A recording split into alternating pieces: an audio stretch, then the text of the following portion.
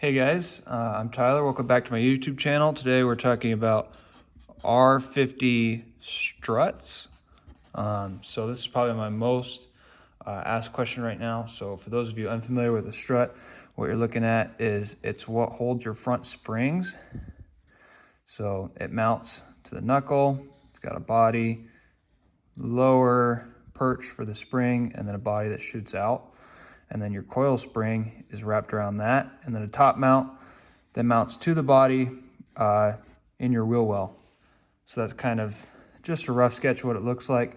And so the strut will move up and down to accommodate for bumps or different loads on the suspension and keep that front end stable.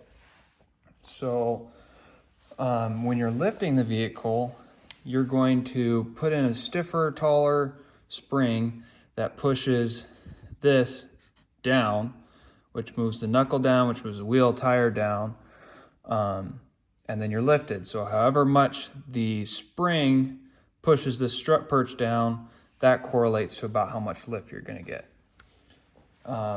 Most people, when they upgrade their front lift springs, will keep some kind of OE equivalent strut. I think the most three popular brands are KYB, Rancho, and then occasionally I'll see Gabriel. Maybe more Gabriels than Rancho, but that's about it. Now, when you're looking for one of these struts to put on your vehicle, you're gonna wanna go onto Rock Auto. All of these can be found on Rock Auto or Amazon. I'll leave some Amazon links in the description below, but you're going to want a year specific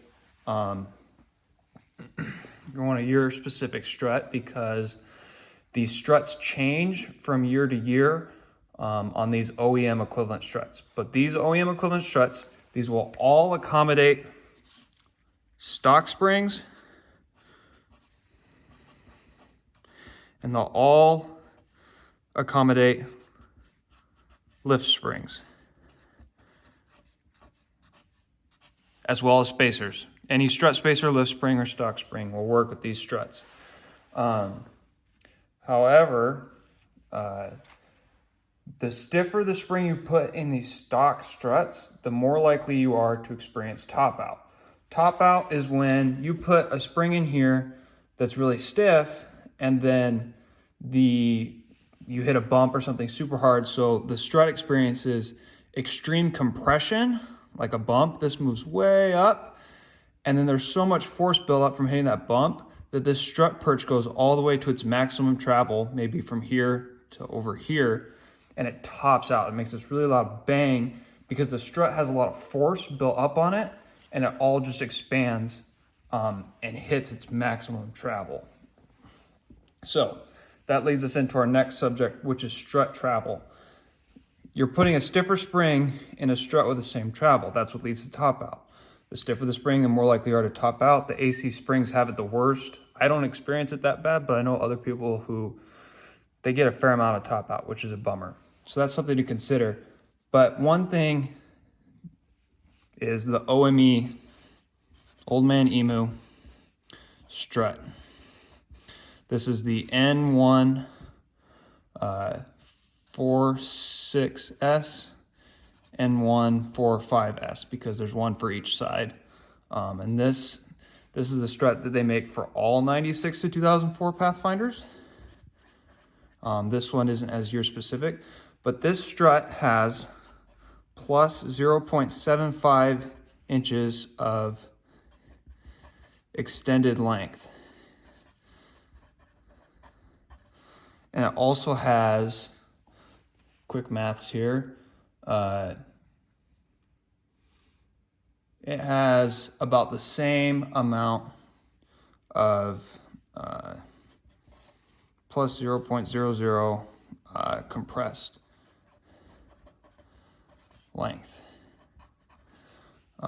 So extended travel. So what does this mean?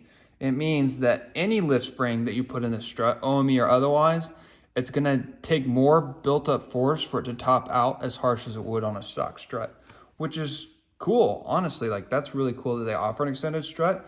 It does mean that you could experience more CV axle bind at full droop, depending on your CV axles. Stock CV axles generally, as a rule, have the best tolerances.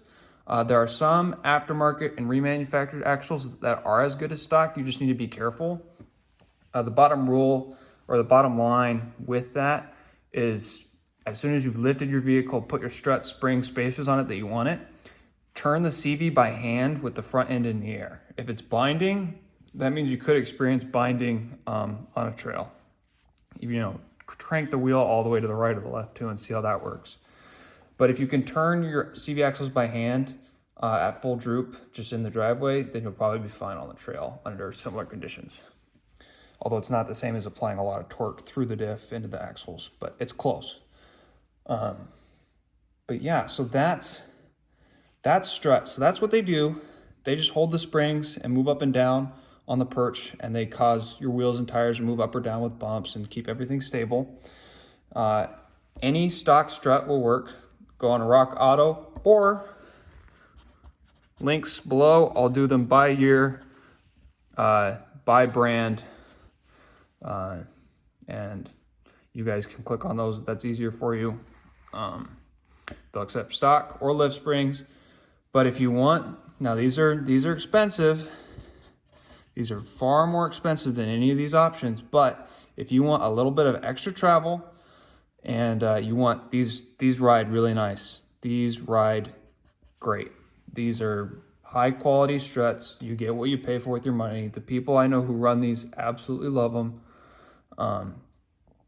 So if you want to spend some buco bucks, get a really nice ride quality and some extended travel, these OME struts, probably worth checking out. I can connect you. If you guys get in touch with me, I can connect you with guys who own them, and they can give you a little bit more info on them. But so those are your options.